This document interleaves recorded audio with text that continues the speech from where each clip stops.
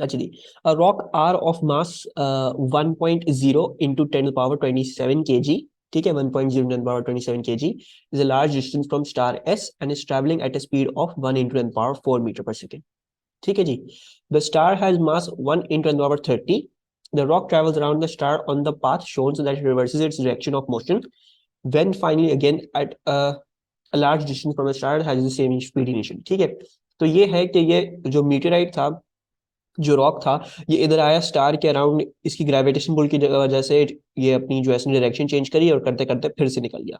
ठीक है, और जहां पे यहाँ पे था, जहां पे इसकी स्पीड ये आ रही थी, वो कहीं स्टार से अब उतनी ही दूरी पे वापस आ चुका है जहां पे उसकी अगेन स्पीड जो है वो वही आ रही।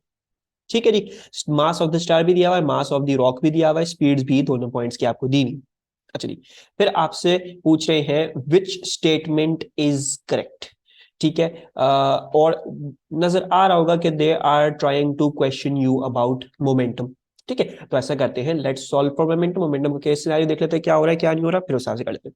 नाउ इधर क्या समझाया था इस बात में, देखो इसमें कहीं से भी कुछ भी कोलिजन नहीं है। ठीक है, this is still a close system, एक रॉक जो है वो स्टार के अराउंड घूम रहा है, this will still be considered a close system. इसमें से एनर्जी कहीं बाहर बाहर नहीं जाएगी, इन्हीं दो चीजों में रहेगी। ठीक है, लॉसेस के अलावा हम अगर बात करें तो इन दो चीजें में रहेगी, and you can solve for momentum in any case scenario, in any universal case scenario. सारे सिस्टम्स आप जो भी लोगे वो सारे क्लोज्ड ही होते हैं। ठीक है, तो ऐसा करते हैं, let's solve for momentum that the sum of initial momentums is equals to the sum of final momentums. अच्छा जी, इनिशियल मोमेंटम को अगर हम जरा देखते हैं तो ये जो रॉक था, ये इसका मास ये था एंड उसकी स्पीड ये थी। इसके लिए पहले तो कन्वेंशन बनाते हैं कि राइट वर्सेस पॉजिटिव कह रहते हैं। ठीक है, सो mass into speed 1 into 10 to the power 27, 1 into 10 to the power 27, और फिर इसकी स्पीड कितनी है, इसकी speed 1 into 10 to the power 4 है, 1 into 10 to the power 4 है। ठीक है जी, पॉजिटिव डायरेक्शन में तो इसको वही छोड़ दिया। फिर ये जो स्टार था इनिशियली, इसका कोई वेलोसिटी नहीं थी किसी भी डायरेक्शन में, इनिशियली ये रुका हुआ है अपनी जगह पे, तो देयरफॉर ये जीरो ही होगा। ठीक है जी, अच्छा उसके बाद फाइनल चेंज इन मोमेंटम ये निकाल लेते हैं। हमें पता है ये रॉक अब इधर आ गया, अब इसकी स्पीड जो है वो माइनस डायरेक्शन में हो गई है, so it will be 1 into 10 to the power 27। ठीक है, और हमें इसकी स्पीड पता है -1 into 10 to the power 4 हो गई है, ऑपोजिट डायरेक्शन हो गई है। और स्टार एस का अभी मुझे नहीं पता क्या वेलोसिटी है, क्योंकि उन्होंने बाल का कुछ नहीं बताया था, लेकिन पहले ऐसा ही है कि ये जो स्टार है यहाँ पे रुका हुआ है। ठीक है, तो ऑब्वियसली अगर इसके अंदर एक मोमेंटम का चेंज आया, right, you made a change in momentum like this, इसके अंदर जो चेंज इन मोमेंटम है वो इस तरीके से इस तरह गया, सो इट्स बेसिकली इसकी डायरेक्शन यू हुई है, that is the change momentum of this. तो उस लिहाज से ये स्टार को भी इधर जाना चाहिए, राइट, क्योंकि पहले जो था ये सारा मोमेंटम इसका इस डायरेक्शन में था। ठीक है, अब सारा का सारा यू हो गया है, तो ये वाले डायरेक्शन का मोमेंटम कहां से आएगा, उसका मतलब है कि स्टार अब थोड़ा सा इधर जाने लगा है। ठीक है, so let's work that out. Star का मास जो है वो ये है, सो 1 into 10 to the power 30, और वेलोसिटी हमें स्टार की नहीं पता है, so I am putting in a V. ठीक है, जब हम ये करते हैं तो ये माइनस का मल्टीप्लाई होगा, ये उस साइड पे जाएगा, तो यू सी ये जो माइनस है इसको भेजोगे तो उधर प्लस हो जाएगा। ये दोनों चीजें सेम है, जब ऐड होंगी तो बेसिकली 2 टाइम्स होगी, 2 into 1 to the power 27, then 1 into 10 to the power 4 and divided by 1 into 10 to the power 30। सो क्या आंसर आ रहा है हमारे पास फॉर द वेलोसिटी? 20 आ रहा है, थैंक यू आई। सो हमारे पास 20 आ रहा है एज दी वेलोसिटी। अब देखो ये हमारा डायरेक्शन इस तरीके का पॉजिटिव था, तो इसका मतलब है इसकी वेलोसिटी जो चेंज हुई है वो इस तरीके से 20 मीटर पर सेकेंड है फाइनल में। ठीक है, अच्छा जी, फिर आपको बोल रहे हैं the change in momentum of S is in the direction of arrow X, that is wrong, ऐसा बिल्कुल भी नहीं है। The change in velocity of S is approximately 20 metre per second, this is correct, क्योंकि हमने अभी वर्कआउट किया 0 से 20 हो गया। स्टार का मोमेंटम उस तरफ शिफ्ट कैसे हुआ समझ नहीं आया, अच्छा ये मैं समझाता हूँ। ये देखो ये तो समझा गया ना, कैलकुलेशन समझा दी ना, do you understand the calculation? Calculation में तो कोई प्रॉब्लम नहीं है ना? यस, तो देखो कैलकुलेशन ही तुम्हें प्रूव कर रही है कि स्टार को थोड़ा इधर जाना पड़ेगा। देखो मेरी बात समझो, इनिशियली इनिशियली तुम्हारा मोमेंटम क्या था सारा, वो इस डायरेक्शन में था, है ना, और सिर्फ यही ऐसा ही मोमेंटम था, ऐसा ही था, there was no other momentum in any other direction. इसका तो कोई मोमेंटम नहीं था क्योंकि इसकी वेलोसिटी जीरो थी शुरू शुरू में।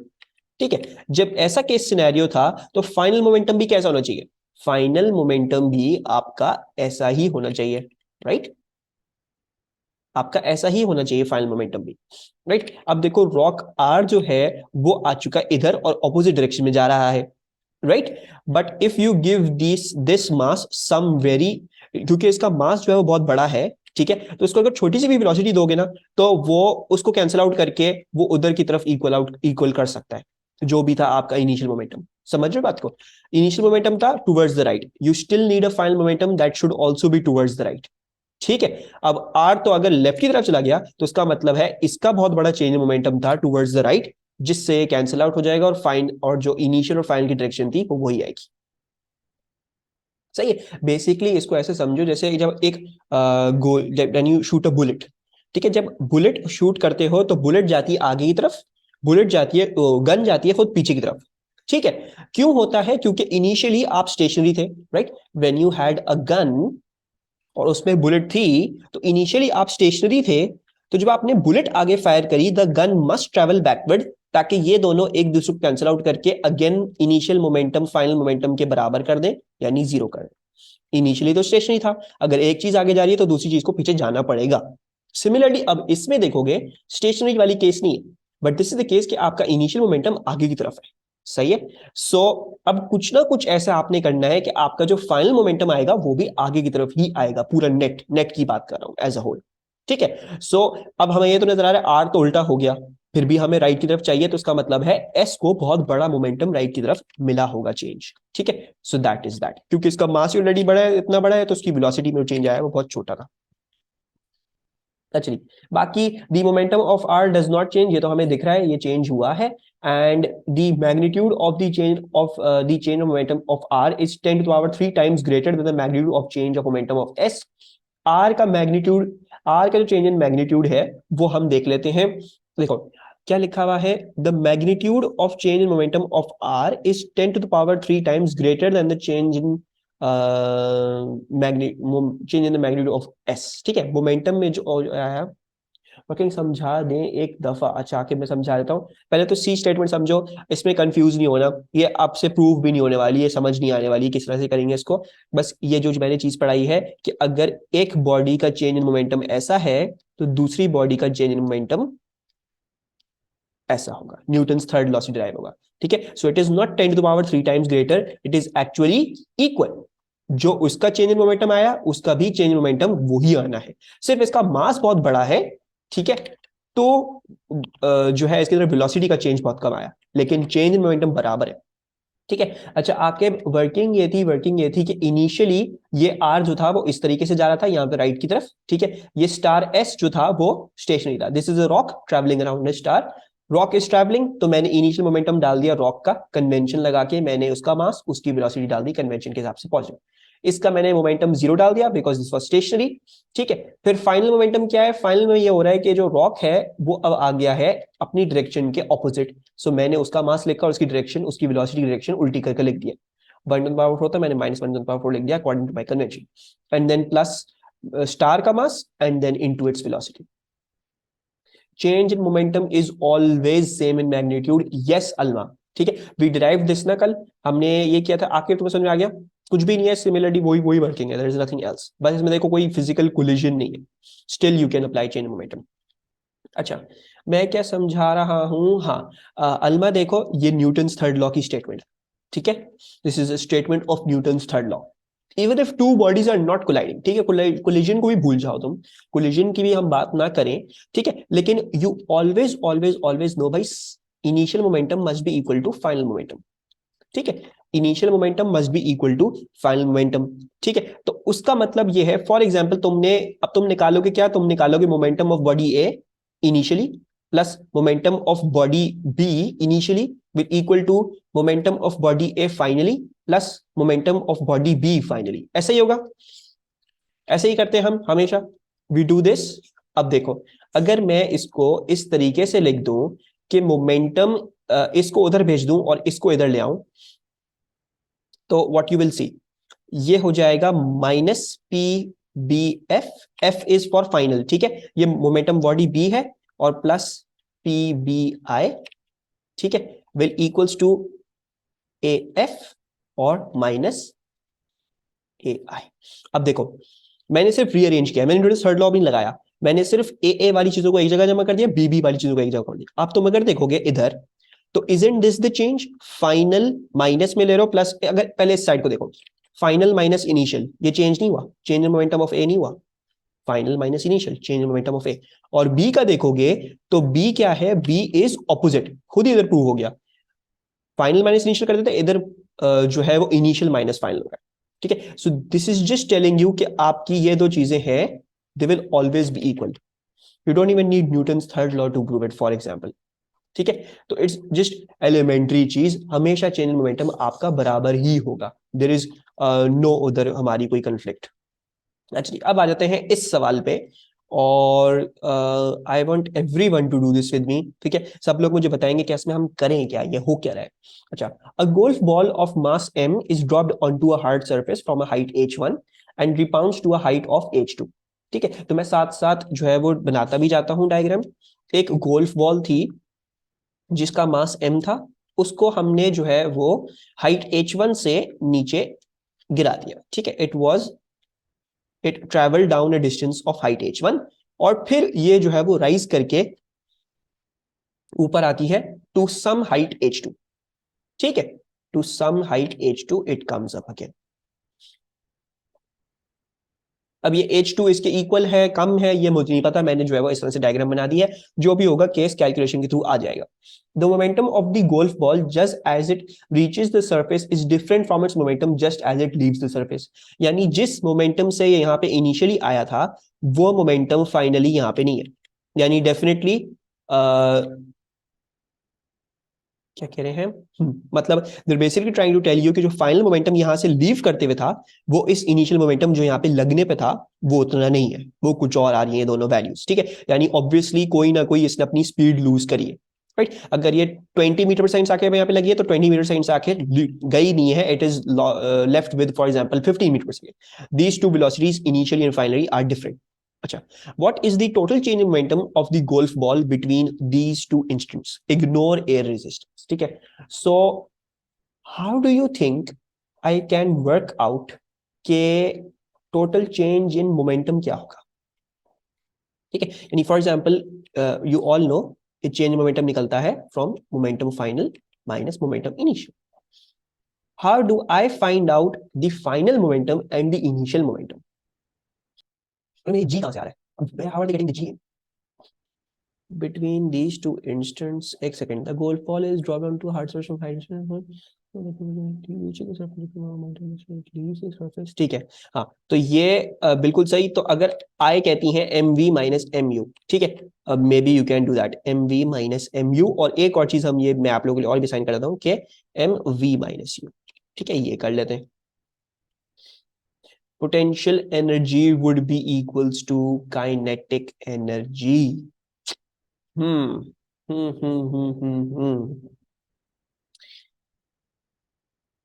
Very good, very good Abdullah. ठीक है, you can use that approach as well and you can also use another approach. ठीक है, क्योंकि अभी तक हमने एनर्जी नहीं पढ़ी है तो मैं इसको एक डिफरेंट तरीके से करवाना चाहूंगा। पहले तो सबको ये समझ में आ जाए बात कि ये जो वी कह रहे हैं हम, यस परफेक्ट, आके वो ही बताना था, ये जो वी कह रहे हैं ये वी ये वाली है। ठीक है, जिससे ये यहां से निकल रहा है, और ये जिससे आके लगा है उसको मैं यू बोल रहा हूं अगर मैं ये लिख रहा हूं। ठीक है, अगर मैं ये लिख रहा हूं तो मैं ये बोल रहा हूँ। खैर बहरहाल मैं जो हूं वो ये M V minus M U से नहीं कर रहा सॉल्व, मैं जो हूं वो इसको जरा जो है वो अभी फिलहाल सिर्फ मेरे साथ जो है वो सब फोकस करेंगे। ये ऑब्वियसली किसी वेलोसिटी से निकला है। ठीक है, let's call this V final कह लेते हैं and let's call this V initial. ठीक है जी, एक्चुअली अब देखो जब ये ड्रॉप हुआ है, कोई भी चीज ड्रॉप होती है तो उसको छोड़ा जाता है रेस्ट से। ठीक है, यू ऑल नो दैट, यानी उसको रेस्ट से छोड़ा जाता है।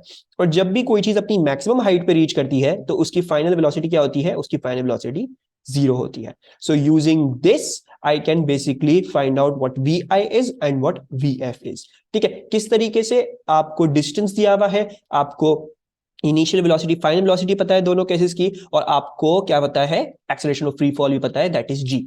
ठीक है, सो जल्दी से हम जो है वो एक कन्वेंशन बनाते हैं और उसके हिसाब से सॉल्व कर लेते हैं। तो using equation 3 if I use equation 3 for the first case scenario, तो v square will equals to u square plus 2as. But you can also use Abdullah Hasnain वाली approach. You can also solve कि इधर जो gravitation potential energy की सारी सारी इधर kinetic energy बन गई, और जो इधर काइनेटिक एनर्जी की वो सारी सारी इधर ग्रेविटेशन पोटेंशियल एनर्जी बन गई. ठीक है, तो वो भी कर सकते हो, लेकिन अभी तक हमने सिर्फ ये पढ़ा, तो मैं सिर्फ इस तरीके से करवा रहा हूँ. अच्छा, so let's solve for the first case scenario. आपका जो v स्क्वायर है वो vi स्क्वायर हो गया. ठीक है जी. आपका जो u स्क्वायर है वो 0 हो गया, और 2g इज डाउनवर्ड्स तो पॉजिटिव 2g, और h1 इज ऑल्सो डाउनवर्ड्स तो 2g h1. ठीक है, यानी v1 क्या हो गया, वो हो गया 2g h1 का अंडर रूट. सही है जी. और अगर मैं इधर करना चाहूं तो ये vf क्या हो जाएगा, ये हो जाएगा इनिशियल, और फाइनल वेलोसिटी ये 0 आ रही है, तो 0 विल इक्वल्स टू vf. सही है जी. सॉरी, vf नहीं, according to your convention that is negative, तो माइनस vf ले लेते हैं. खैर बहरहाल स्क्वायर हो रहा है तो प्रॉब्लम नहीं है, पूरा स्क्वायर आके हट जाएगा. प्लस 2 एक्सेलरेशन, ये g डाउनवर्ड्स है. अच्छा जी, और अब इसके लिए फिक्स्ड फ्रेम ऑफ रेफरेंस अगर हम ये लेते हैं तो ये ऊपर की तरफ जा रहा है, तो इसकी जो ये h2 होगी, this will be a minus h2. ठीक है जी, minus h2, right, from downwards toward upwards, that will be taken as negative. Okay, अगर ये काम करते हैं हम, तो मेरे पास आता है vf स्क्वायर, और उसको उधर भेज देते हैं, तो ये हो जाएगा 2gh2. And then similarly we can just say कि vf क्या है, that is the root of 2gh2. ठीक है जी.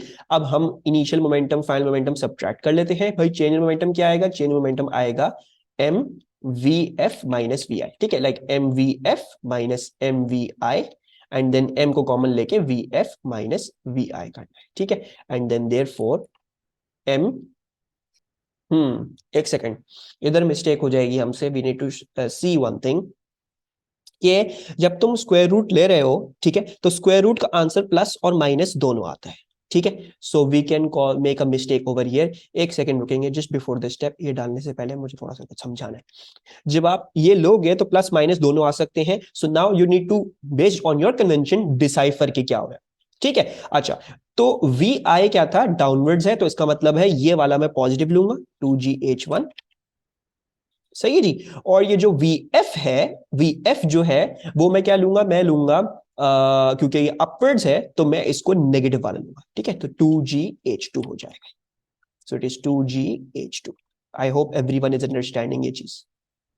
अच्छा सवाल है, मुश्किल सवाल है, क्योंकि इसमें एक चीज नहीं, 10,000 चीजें देखनी है. And then when you do vf minus vi, तो you will see minus, this will be minus root of 2gh2, and then plus, sorry minus करोगे इसको भी, तो ये भी माइनस रूट ऑफ 2gh1 हो जाएगा. ठीक है, सो अगर अगर अगर मैं निकालना चाहूं सिर्फ चेंज की बात अगर करूं, वैसे तो आंसर ये माइनस बाहर के चल जाएगा, तो बेसिकली पूरा का पूरा आंसर जो है वो माइनस आ रहा है. लेकिन अगर हम सिर्फ चेंज की बात कर रहे हैं, यानी मैग्नीट्यूड की बात कर रहे हैं, तो this is it safe to say, does everyone agree with me कि ये दोनों चीजें ऐड हो रही हैं. ठीक है, minus direction is only telling you the direction. Is it safe to say that these two things are being added. अगर मैं चेंज की बात कर रहा हूं, यानी मैं मैग्नीट्यूड की बात कर रहा हूं, so can I write it like this, कि this is actually a root of 2gh2 plus root of 2gh1. Minus क्या बता रहा है, माइनस आपको डायरेक्शन बता रहा है. राइट, हमें सिर्फ चेंज की बात करनी है, हमें सिर्फ मैग्नीट्यूड की बात करनी है, तो हमारे पास आंसर जो आएगा वो ये वाला आएगा. सबको समझ में आ रही है बात?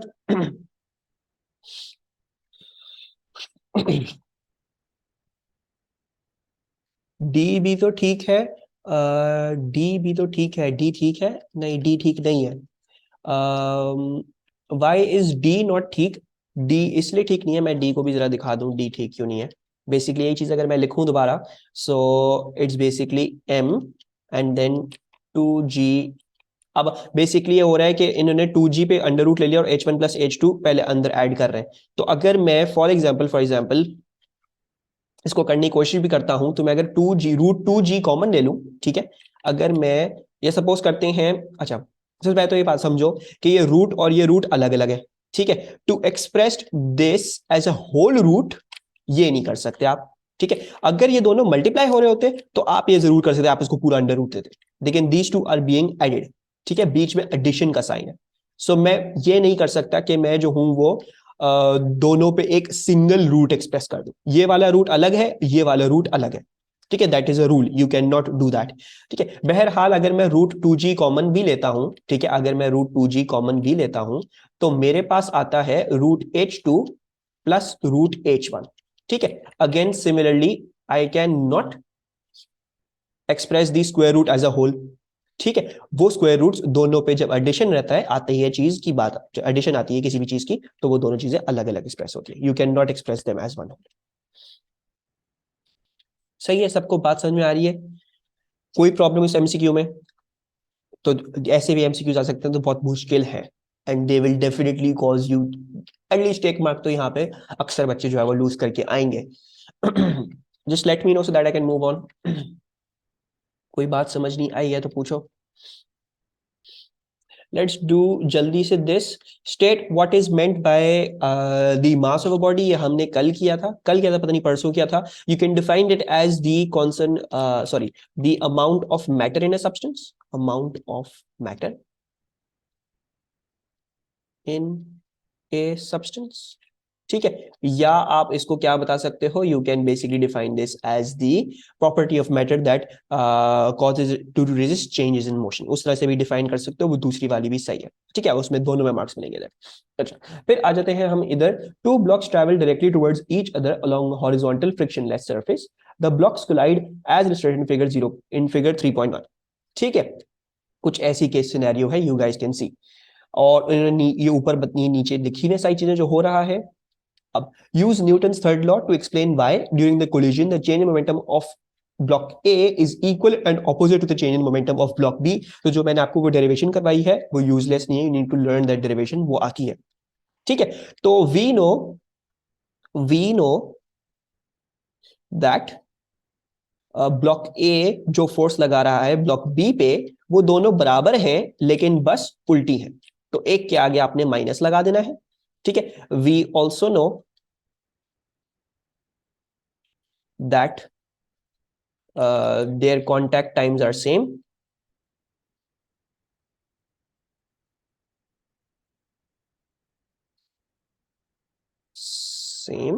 and that the change in momentum is given by the force into delta t।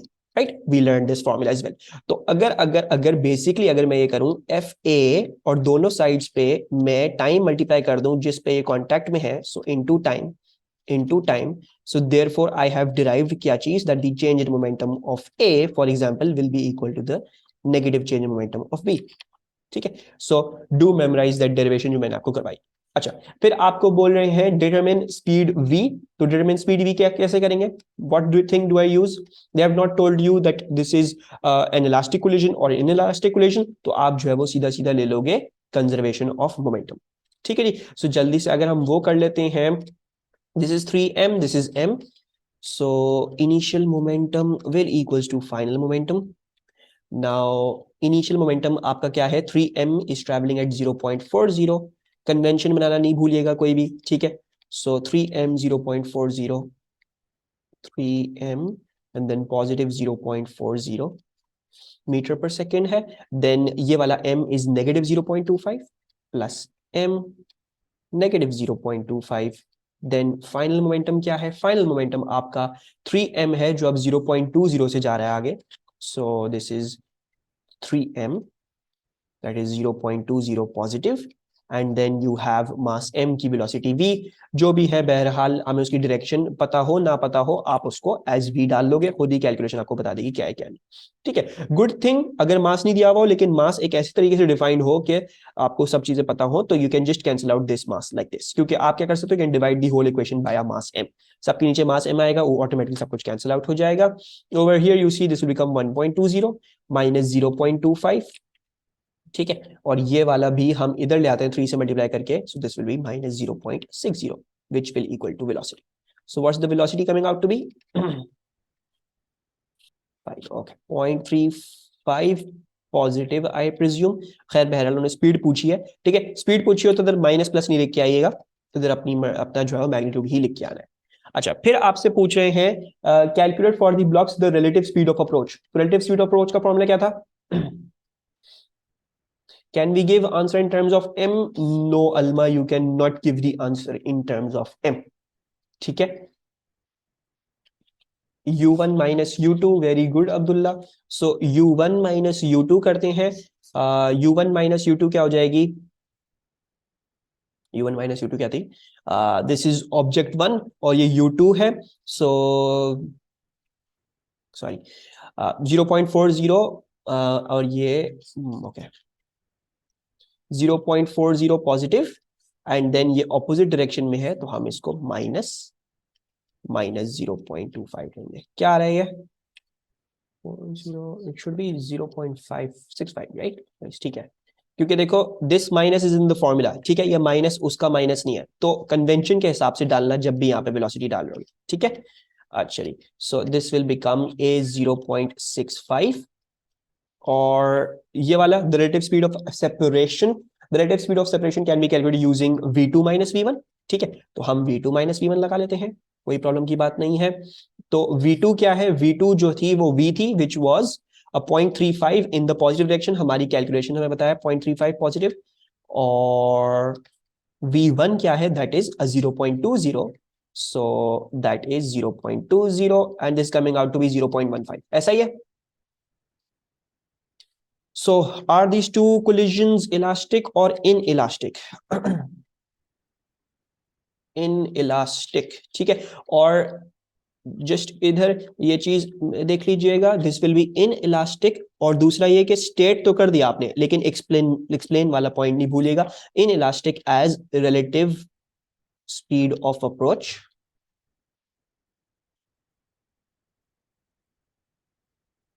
is not equal to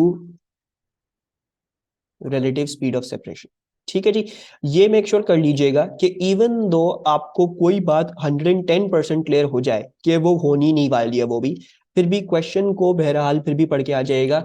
state का मतलब होता है सिर्फ आंसर बताओ, एक्सप्लेन का मतलब होता है उसकी रीजनिंग बताओ क्यों कह रहे हो वैसे, ठीक है। So make sure you do two things, do not get carried away कि एक सवाल बहुत आसान लग रहा है तो उसमें बहुत आसान था ये एक मार्क जो है वो खोना, ठीक है। Let's just do our last question, फिर हम और नहीं करेंगे। State the principle of conservation of momentum, you all know that कि for a close system the total momentum is always conserved given that no resultant force या no external force acts on the system, ठीक है। ये पूरा आपका principal conservation में पूरा पूरा लिखोगे 2 मार्क मिलेंगे वरना नहीं मिलेंगे। अच्छा, but I want to do this question, ये मुश्किल सा है, ये अच्छा सा क्वेश्चन है। The propulsion system of a toy car consists of a propeller attached to an electric motor as illustrated in figure 3.1. The car is on horizontal ground and is initially held at rest by its brakes. When the motor is switched on, it rotates the propeller so that the air is propelled horizontally to the left. The density of the air is 1.3 kilogram per meter. They have told you the density of air. सही है जी। अच्छा, assume that the air moves with the speed of 1.8 meter per second in a uniform cylinder of radius this much, ठीक है जी। So also assume that the air to the right of the propeller is stationary, यानी यहाँ पे जो हवा है उसकी velocity जो है वो 0 है, जब प्रोपेलर में घुसती है तो फिर वो इस तरीके से उसका सारा होने लग जाता है। अच्छा, then they're asking you to show that in a time interval of 2 seconds the mass of air propelled to the left is 0.030 kg, ठीक है। तो हमें यह दिखाना है कि जो मास ऑफ एयर लेफ्ट की तरफ जाता है this is coming out to be a 0.030 kg, ठीक है। सो मास ढूंढना है, ठीक है, हमें डेंसिटी दी हुई है, ठीक है, एंड ये देख रहे हो एक सिलेंडर है, right, this is a cylinder, ठीक है। So maybe we can use the density वाली approach to get the mass out. तो ऐसा करते हैं हम, वही इस तरीके से वर्कआउट करना शुरू करते हैं, density will equals to mass upon volume, ठीक है, and then density into volume will equals to mass. Now density you know, the volume you do not know. What is the volume of a cylinder? You need to memorize all of your regular solids के volumes. Very good, Alma, ठीक है। The volume of a cylinder क्या होती है? That is pi r square h. That is pi r square h, ठीक है। अब आपको ये क्या मिल रही है? ये density into pi r square h, ये आ गया। एक्चुअली अब हमें क्या देखना है? अब हमें बेसिकली ये देखना है कि this will be equals to the mass. अच्छा, डेंसिटी तो पता है हमें, पाई भी पता है, आर भी पता है, रेडियस भी पता है, but we do not know the height. And Alma gives us the approach कि आपको स्पीड दी हुई है और आपको टाइम भी दिया हुआ है, right? You have been given the speed and you have been given the time.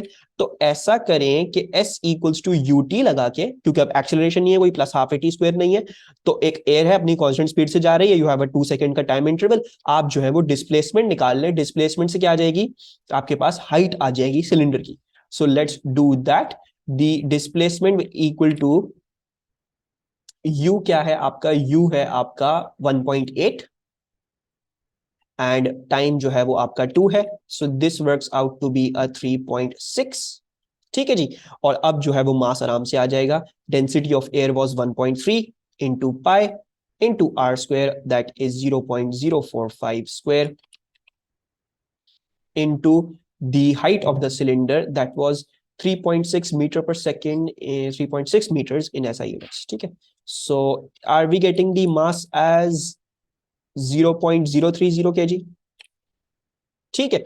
दूसरी चीज जो और बच्चे करें उसमें कोई प्रॉब्लम नहीं है, ठीक है। Since you have this volume, volume जो है आपके पास, ये जो हाइट आएगी, ठीक है, you could have taken this height as a 1.8 meter per second, you could have taken that as that, ठीक है। अगर आप लोग ये करते कि आप यहाँ पे हाइट अपॉन टी ही ले लेते, ये 1.8 को यहाँ डाल देते, तो आप बेसिकली हाइट अपॉन टी ले रहे होते, ठीक है। और उस हिसाब से क्या होता, उस हिसाब से आपके पास मास अपॉन टी आता, ठीक है। तो इवेंचुअली जो आंसर आता उसको बेसिकली उसको अगर तुम जो है वो क्या करते कि अगर तुम उसको यहाँ पे 2 से मल्टीप्लाई करते तो वो भी हो जाता, ठीक है। बेसिकली बात क्या है, you could done both methods. यहाँ पे 1.8 भी डाल सकते, लेकिन ये बात याद रखना कि 1.8 हाइट ले रहे हो तो बेसिकली ये मीटर पर सेकेंड है, यानी स्पीड लिए, यानी डिस्टेंस अपॉन टाइम लिए, ठीक है। तो अगर 1.8 यहाँ पे डाला तो डिस्टेंस अपॉन टाइम डाला है, ये टाइम तुमने खुद डाला है फॉर्मूला में जो पहले से नहीं था, तो इसका मतलब है टाइम यहाँ पे भी आ गया, ठीक है। तो फिर जो वैल्यू आती है वो यूं आती, और अगर तुम्हें सिर्फ मास ढूंढना तो फिर तुम्हें जो भी वैल्यू आती है यहाँ पे उसको तुम्हें 2 से मल्टीप्लाई करना पड़ता। Both approaches are valid, both things are valid. जो जिसको जिस तरह से जो चीज समझ में आती है वो इस तरह से कर ले। पर्सनली आई फील लाइक जो अल्मा ने अप्रोच बताई that is far more easier than the other approach. फिर आपको ये बोल रहे हैं कि calculate the increase in momentum of the mass of air in B1, ठीक है। तो ये जो मास ऑफ एयर आपने निकाला है, इसका इंक्रीज इन मोमेंटम कैसे निकालेंगे? Very good. अगर आपको इंक्रीज इन मोमेंटम चाहिए, यानी आपको चेंज इन मोमेंटम चाहिए है, so that will always be worked out using final momentum minus initial momentum. Final momentum क्या है? फाइनल मोमेंटम इस एयर का मास है मल्टीप्लाइड बाय द वेलोसिटी। तो ये जो इसकी फाइनल वेलोसिटी आ रही है वो एक कन्वेंशन बना लेते हैं। So this is going to be 0.030 into 1.8, 0.030 into 1.8, and then आपके पास क्या है, आपके पास ये है कि इनिशियली एयर जो राइट पे थी वो स्टेशनरी, तो जब तक वो प्रोपेलर के साथ कांटेक्ट में आती थी वो नहीं आ उसकी वेलोसिटी नहीं आती थी, तो इट वाज इनिशियली जीरो। तो इसका मतलब है जो इनिशियल मोमेंटम है वो जीरो है, ठीक है। Can you even give me the answer to this? क्या आ रहा है? I think 0.02454 something like that, 0.054, 0.054। अच्छा जी। How do I calculate the force exerted on this mass of air by the propeller? Force कैसे निकालूंगा? Through the change in momentum.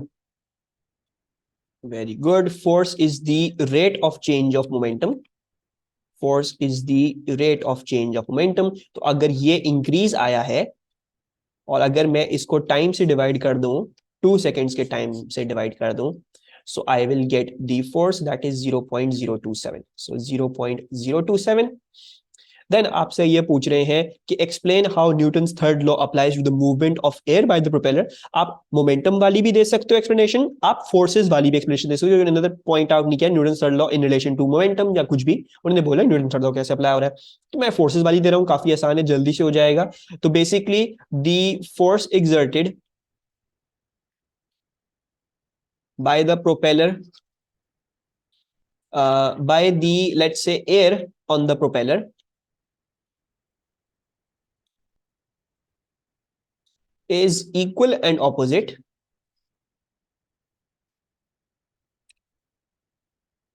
to the force exerted by the propeller on the air। ठीक है जी। propeller on the air. Actually, then they're telling you the total mass of the car is 0.20 kg. The brakes of the car are released and the car begins to move forward with an initial acceleration of this much. Determine the initial frictional force acting on the car. ठीक है. So now वो ये आपको बोलते हैं, आपने ये अंदाजा लगा लिया कि भाई अगर प्रोपेलर एयर पे 0.027 की फोर्स लगा रहा है तो एयर भी प्रोपेलर पे वापस 0.027 की फोर्स लगा रही है, यानी as a whole on the गाड़ी जो हवा फोर्स लगाती है on the car that is 0.027 newtons. ठीक है. उसकी वजह से गाड़ी की मोशन कैसी होगी, गाड़ी की मोशन होगी कि मैं आगे की तरफ चल जाऊं, right. So therefore the friction will resist the change in motion और फ्रिक्शन लगेगी पीछे की तरफ. सही है जी. अच्छा जी. और जो इन दोनों फोर्सेस का नेट है, उन दोनों फोर्सेस का जो नेट है उसकी वजह से क्या प्रोड्यूस हो रही है, उसकी वजह से एक प्रोड्यूस हो रही है एक नेट एक्सेलरेशन. ठीक है. So first of all net force will equals to क्या चीज, इसके लिए मैं एक अलग कन्वेंशन बना रहा हूं, ठीक है, ताकि हमारा ये केस अलग हो जाए. सो this is 0.027 forward minus F are. So 0.027 minus the friction force. Net force क्या है, नेट फोर्स जो है वो मास इनटू एक्सेलरेशन से निकाली जा सकती है. सो 0.2 इनटू 0.075 ये भी आगे की तरफ होगी, इसीलिए इसको पॉजिटिव बोल रहा हूं. ठीक है. And that will equal to 0.027 minus F R and therefore minus F R will equals to, या फिर ये कर लेते हैं F R will equals to 0.027 minus 0.2 into 0.075. So what's the answer that we're getting? 0.012. Thank you so very much. ठीक है जी. Momentum on this note is finished. ठीक है, मोमेंटम का हमारा चैप्टर खत्म हो गया. Within 3 days we are done.